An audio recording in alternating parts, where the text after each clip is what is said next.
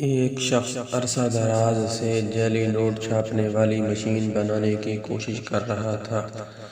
بالآخر ایک دن اس کا تجربہ کامیاب ہو گیا اور مشین بن گئی۔ تجرباتی طور پر اس نے پہلا نوٹ جو چھاپا تو غلطی سے وہ 75 روپے کا نوٹ بن گیا۔ نقلی نوٹ دیکھنے میں ہو بہو اصلی نوٹ جیسا تھا۔ ایک بار اس نے سوچا کہ کسی اور رقم کا نوٹ بنا کر دیکھتا ہوں، لیکن پھر اس نے سوچا پہلے اس بنے ہوئے کو چلا کر دیکھتا ہوں، اگر یہ چل گیا تو مزید اسی کوالٹی میں بناؤں گا۔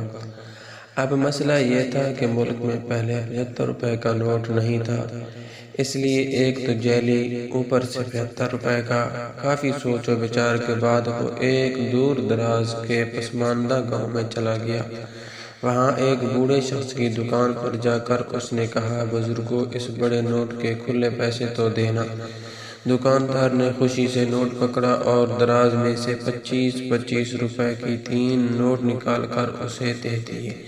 وہ شخص حیران ہو کر پوچھنے لگا، یہ 25 کا نوٹ کب آیا؟